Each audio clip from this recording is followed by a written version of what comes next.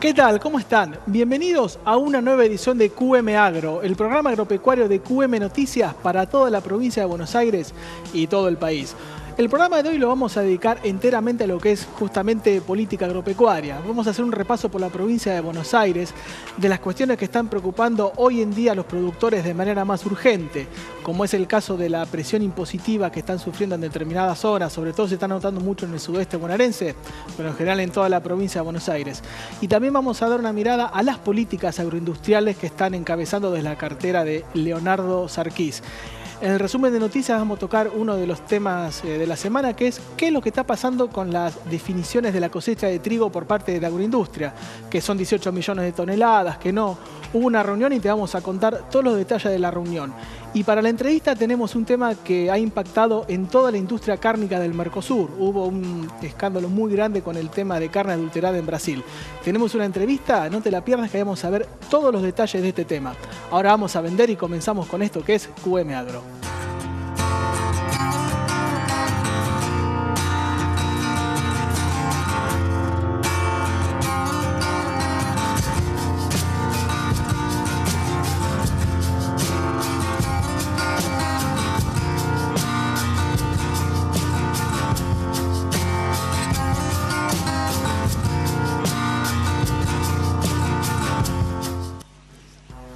Desde las entidades gremiales que nuclean a los productores agropecuarios de la provincia de Buenos Aires sobre determinados puntos de la gestión agropecuaria, de las políticas agropecuarias, ¿no? Hay ciertos puntos de disidencia.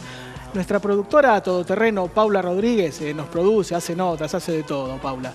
Estuvo conversando con Matías de Velasco, él es el presidente de Carvap y nos dejaba sus definiciones sobre los temas que están preocupando a los productores, como decíamos al principio, que los más acuciantes son la falta de competitividad, el recorte que está viendo en la rentabilidad y la elevada presión impositiva que sufre el sector agropecuario bonaerense.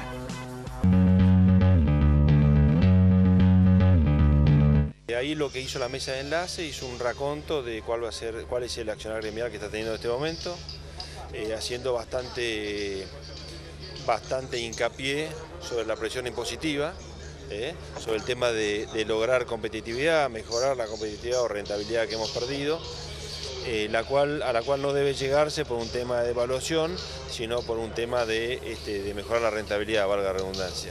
Y gran parte de esa rentabilidad perdida es por la presión impositiva que tenemos, ¿no? Entonces creo que es un tema a abordar, un tema fundamental que tenemos, y la presión impositiva a tres niveles, tanto nacional, provincial y municipal. ¿Qué opinás respecto a la falta de políticas respecto a esa carga impositiva? Bueno, sí, si bien hay un mensaje claro del presidente de la Nación, el ingeniero Macri, de bajar la presión impositiva, achicar el Estado, bueno, evidentemente hay veces que vemos que hay cosas que van en sentido contrario, como puede ser quizás en algún punto, en algún impuesto de provincia de Buenos Aires, como es el impuesto inmobiliario complementario, ¿no? Pero bueno, tendrán que hacerlo porque la verdad que el sector privado no da más con esta presión, y menos el sector agropecuario, ¿no? Lo que sí necesitamos que realmente el Estado haga su ajuste, eso sí es fundamental, porque nosotros en realidad este país, el Estado ya quedó demostrado como desarrollador del país fracasó, por eso son los índices de pobreza e indigencia que tenemos, ¿no? Creo que la salida va a venir del sector privado. Y teniendo en cuenta que empezó el año político con la apertura de las sesiones legislativas, ¿qué opinás de que María Eugenia Vidal no nombró al sector agropecuario en su discurso? Bueno, en realidad ella tendría que saber, o espero que lo sepa, que el sector agropecuario es uno de los pilares fundamentales de este país. Argentina debiera reconocer al sector agropecuario como un pilar fundamental y reconocer que en su ADN Argentina es un país productor y en vez de menoscabarlo o de ningunearlo, debiera promocionarlo y debiera desarrollar políticas para promocionar el sector. ¿Y cómo se encuentran los productores tras la crisis climática que hubo en la provincia? Bueno, acá tenés los dos extremos, tenés de inundados a la gran seca del sur. Bueno, complicado lo que es la zona seca, la gente que sufrió incendios con grandes pérdidas de infraestructura. Después lo que es una zona más amplia del sur, lo que es la seca, muy afectada lo que es la producción de gruesa. En muchos sectores, en muchos lugares va a faltar la gruesa, porque o no se sembró o se sembró y se perdió. Así que va a ser un año en 2017 complicado. Y lo que es las zonas inundadas, bueno, lo que no se inundó está lindísimo, pero lo que se inundó se perdió. Así que por eso te vuelvo a decir, va a ser un 2017 complicado como para ir originando cómo vienen las cosas, ¿no? Porque la verdad que va a faltar plata.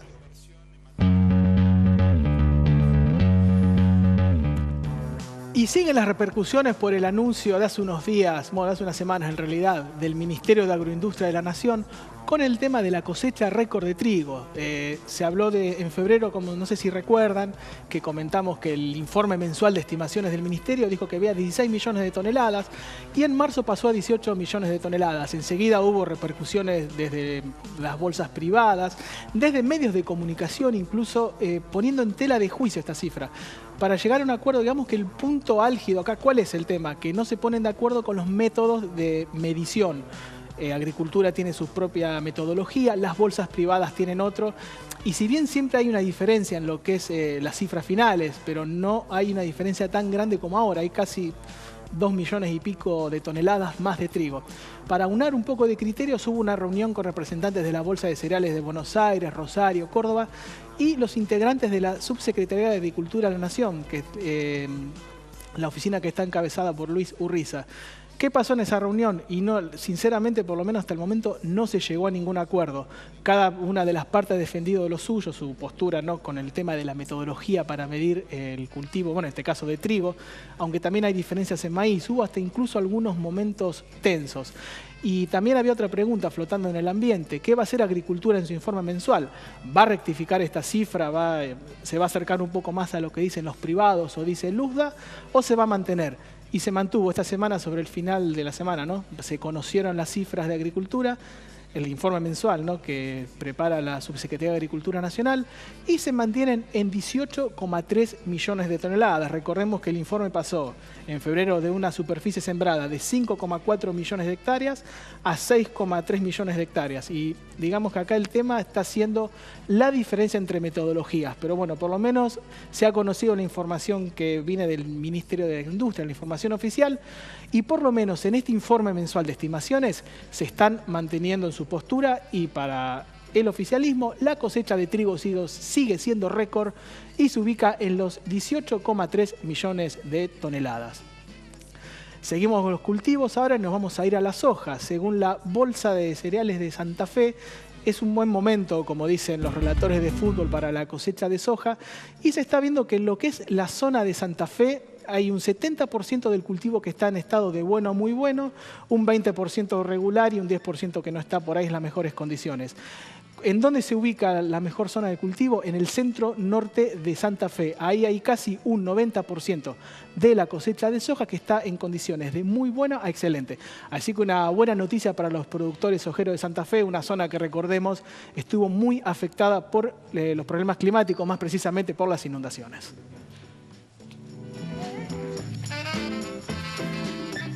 Dijimos hoy al comienzo que teníamos un programa cargado de política. Comenzamos con las notas y vimos la opinión de Matías de Velasco, transformándose en el portavoz de los productores agropecuarios de la provincia de Buenos Aires y La Pampa. Ahora vamos a cruzar la calle y vamos a conversar con el ministro de Agroindustria de la provincia de Buenos Aires. Nos referimos a Leonardo Sarquís. En el marco de una charla que se llevó a cabo en La Plata sobre políticas públicas orientadas al sector agropecuario, conversamos con el ministro y estuvimos hablando de los temas, digamos, de más más actualidad para el sector agropecuario bonaerense. Hablamos de la situación de los productores del sudoeste bonaerense, también cómo está afectando el tema climático al cordón hortícola platense, en qué situación se encuentra, y también el ministro nos hizo un panorama del sector tambero bonaerense. Con respecto a la jornada de ayer, con el foro con los intendentes del sector de sudoeste. Estuvimos en Coronel Dorrego, había 11 de los 3 intendentes, los otros intendentes mandaron representantes porque estaban por un tema de agenda complejo, y lo que hicimos es repasar lo que hicimos en el 2016, donde tuvimos muchos logros, la apertura de 3 frigoríficos, la instalación de la marca Vendimia para instalar el turismo en gran parte de la provincia de esa zona. Teniendo en cuenta también que fue un sector muy golpeado por las condiciones climáticas. Bueno, esa zona, como todos ustedes saben, fue más golpeada por la parte de incendios, ¿no?, durante todo el verano, lo cual tuvimos muchísimas veces en esta zona en el verano, pero hay que dar herramientas de soporte. Ya ha cambiado esa parte climática, con lo cual ha llovido bastante, con lo cual la posibilidad de recuperación de pasturas también ahora es muy buena. Entonces el panorama rondó en eso, ¿no? Pero lo bueno es que ya quedamos para la próxima reunión, que seguramente la haremos en el puerto de Bahía Blanca, donde yo también sugerí, y la idea de que hagamos como si fuera un foro también con intendentes e interministerial, o sea que vengan varios colegas del gabinete también para escuchar las necesidades del sudoeste. ¿Cómo viene la aplicación del Plan Hortalizas 2020? ¿Cómo ve preparado los productores de la provincia? Muy bien, nosotros lanzamos el plan el programa, tenía la estrategia Hortalizas 2020 en mitad de enero. Venimos ya con bastante requerimiento de acciones, ¿no? Ahora estamos empezando a mover un poco el financiamiento individual de los productores. Hemos tenido eventos agroclimatológicos complejos durante febrero, en lo cual gran parte de los techos, hubo tormenta, hubo voladura de techos en La Plata, con lo cual lo que estamos haciendo estamos dando la asistencia correspondiente a la reparación de nylons y de rollos a muchos productores a través del trabajo con asociaciones. Hemos dado asistencia también en Chiapas, así que asistencia financiera también. Hemos ayudado en la declaración de emergencia a muchos productores, así que hoy Hortaliza 2020 también estuvo abocado en esta coyuntura, y ahora esperamos también tener muy buen año respecto a la producción, ¿no? Hace unas semanas tuvimos en el piso de QM Agro a Juan José Linari, director de lechería, y dijo que este iba a ser un año de transición para mejorar, para salir de la crisis. Cree que, bueno, él lo contó a partir del sector lechero.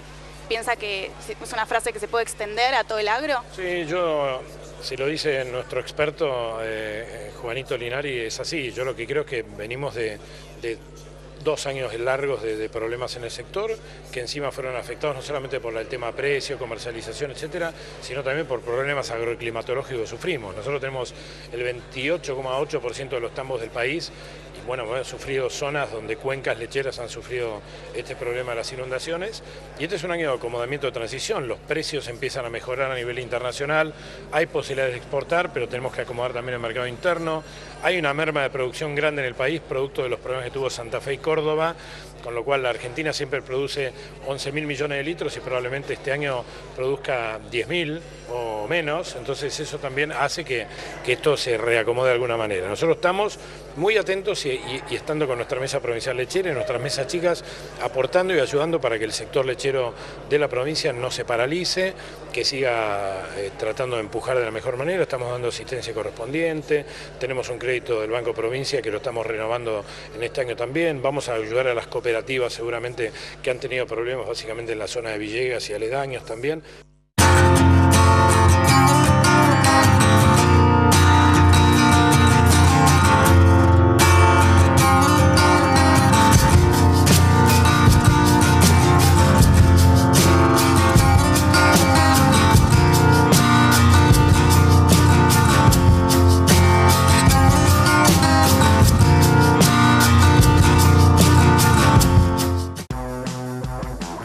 Indudablemente el tema de la semana en el mundo agropecuario fue el escándalo que ha ocurrido en Brasil vinculada a la adulteración de carne bovina. Un escándalo que ha golpeado de lleno a toda la industria cárnica brasilera. Recordemos que Brasil es el mayor exportador de carnes del mundo. Estamos hablando de un negocio aproximadamente de unos 12.000 millones de dólares. Esto es muy reciente y el impacto todavía no se va a poder medir si va a haber un impacto. Bueno, obviamente que en Brasil ya van a empezar a rodar cabezas. Se está replanteando todo el negocio industrial vinculado a la carne en el vecino país, pero también hay que ver las consecuencias que va a tener para la Argentina y para toda la región del Mercosur. ¿Va a ser un problema o se puede constituir en una oportunidad? para analizar bien a fondo este tema, estamos en comunicación telefónica con Miguel Schiaretti. Él es el presidente de SICRA. ¿Qué tal, Miguel? ¿Cómo estás? Andrés Lobato te saluda. ¿Qué tal? Buenas tardes, ¿cómo están ustedes? Bien, Miguel, sorprendidos, bueno, con este tema que ha golpeado de lleno a toda la industria de la carne, como decíamos, en Brasil y en toda la región del Mercosur. Contanos brevemente para que nuestra audiencia sepa qué fue en 2 líneas lo que ocurrió en Brasil, Miguel.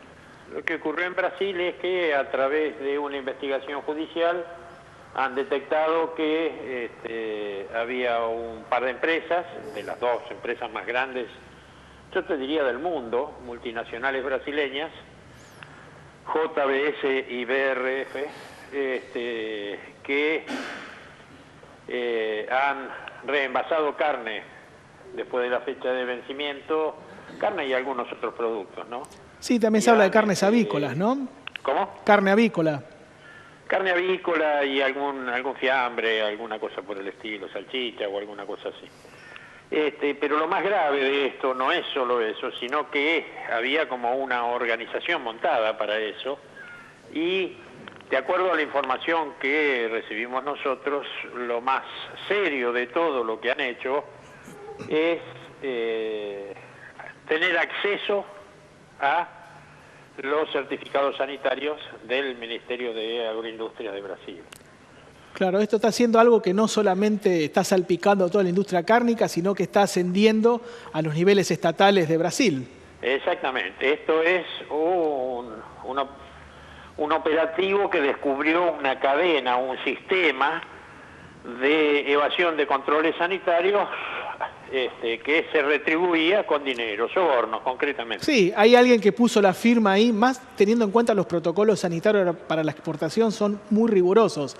Así que alguien ahí ha puesto la firma y bueno, y se ha desatado todo esto, ¿no? Exacto. Esto que ocurre en Brasil nunca es una buena noticia. Siempre que hay un problema con alimentos no es buena noticia para aquellos que producimos alimentos.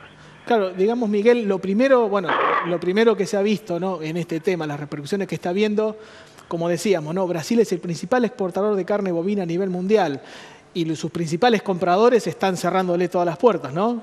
Sí, así es. Estados Unidos le avisó que le va a abrir todos los containers que lleguen desde Brasil, con lo cual a corto plazo se cerrará ese mercado para Brasil porque los costos son muy altos cuando ocurre eso. China dijo que no va a recibir los containers que están en el agua, esto es lo que está viajando por barco hacia allá. Chile le cerró el mercado, Corea le cerró el mercado. Hong Kong también puede ser. Unión Europea sí.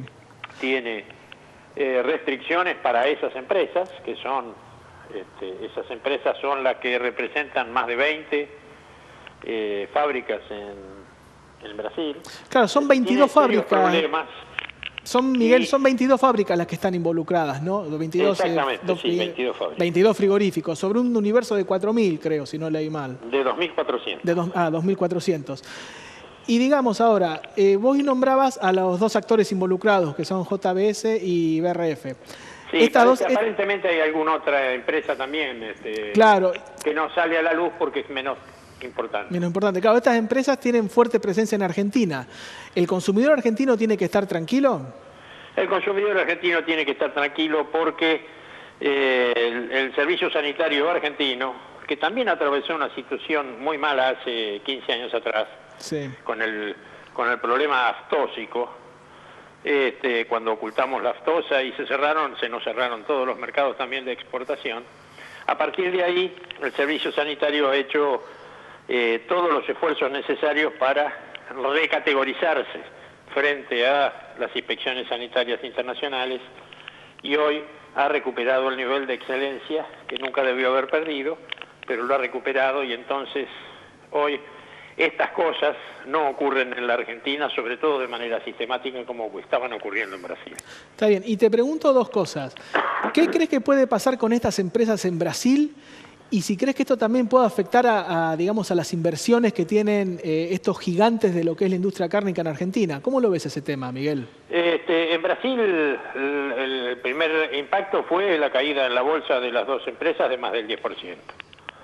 ¿Cuánto? Es decir, más del 10% cayó la bolsa cayeron las acciones de esas empresas en la bolsa. Ah, bien.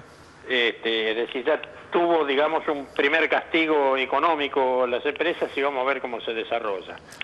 En la Argentina, la verdad, me da la sensación que dejando de operar desde Brasil, las empresas deberán reforzar las ventas desde la Argentina, las ventas a esos mercados que se le cerraron a Brasil, y le da una oportunidad también al resto de la industria nacional de ocupar o de recuperar mercados que había perdido gracias a una muy mala política económica desde el 2005 a la fecha. Claro, porque a nivel local estas marcas, o sea, estas empresas manejan marcas muy conocidas para el consumidor argentino.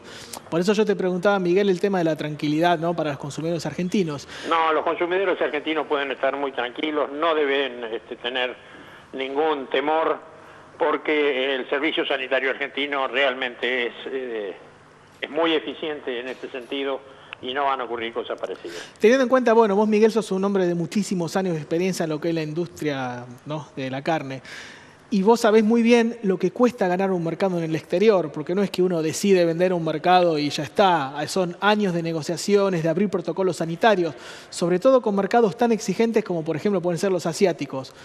Si bien es muy pronto por ahí para preguntarte esto, pero en el mediano y largo plazo, ¿cómo crees que puede quedar parada la industria de la exportación de carne bovina en Brasil? Bueno, y de las otras carnes que vos mencionabas. Bueno, lo que vaya a ocurrir con Brasil más depende de los países compradores que del propio Brasil. Brasil podrá intentar dar todas las garantías, hay que ver si los países compradores se las aceptan y cuánto tiempo los ponen en penitencia, para decirlo de alguna manera. Claro, sí, porque recuperar la confianza va a ser un proceso gradual, me parece.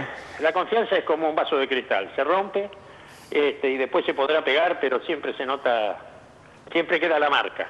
Sí, tal cual, Miguel. Y ahora, bueno, para ir cerrando, te quiero hacer la pregunta, bueno, que por ahí se está haciendo toda la industria local. Por lo menos pensando en el corto plazo, y vos teniendo en cuenta que hoy decías que no es bueno que un escándalo de esta magnitud, salpiquen a los países vecinos, pero ¿puede haber una oportunidad concreta para el sector exportador de carne argentino? Yo te diría que sí, te diría que es muy posible que Argentina incremente sus ventas a Chile, quien le ha cerrado el mercado inmediatamente. Nosotros tenemos animales, estamos comercializando con Chile, pero tenemos competencia de Brasil y de Paraguay. Al salir Chile, sin ninguna duda, va a haber algún faltante al salir, Brasil de Chile, sin ninguna duda los chilenos van a tener un faltante de carnes que seguramente se va a complementar con el aumento de las exportaciones de la Argentina. ¿Vos pensás, Miguel, que en el transcurso de este 2017 el balance exportador de Argentina puede llegar a tener algún incremento? Sí, va a tener un incremento independientemente de este acontecimiento. Ah, está bien. Se estaba pensando que íbamos a crecer entre el 20 y el 25%. Es probable que en función de esto crezcamos alrededor del 50%. Ah, bien. Bueno, un muy buen dato el que estás tirando para la industria cárnica, porque más allá, como decíamos, que no es bueno que esto pase, pero bueno, más revuelto hay que aprovechar la oportunidad, ¿no? Sí, sin ninguna duda. Así que bueno, muchas gracias, Miguel, por la comunicación, por habernos atendido, y vamos a seguir muy cerca de este tema, así que seguramente te vamos a contactar. Nos vemos, Miguel, muchas gracias. No, al contrario, buenas tardes. Así que bueno, se nos ha ido un nuevo programa de QM Agro. Nos pueden seguir esta entrevista, ¿no?, y todo lo que pasamos hoy en el programa lo pueden ver en nuestras redes sociales, en nuestra fanpage de Facebook o en Twitter en QM-agro. Ahí pueden ver esta interesante entrevista que acabamos de tener con Miguel Schiaretti, el presidente de SICRA, y todas las entrevistas que hemos realizado a lo largo de esto que se llama QM Agro. Quiero mandar un saludo muy especial a mi amigo Luis, a Gustavo y a la gente de La Tranquera que me viste tan bien como en cada programa. Muchas gracias, los esperamos la próxima semana y que la pasen lindo.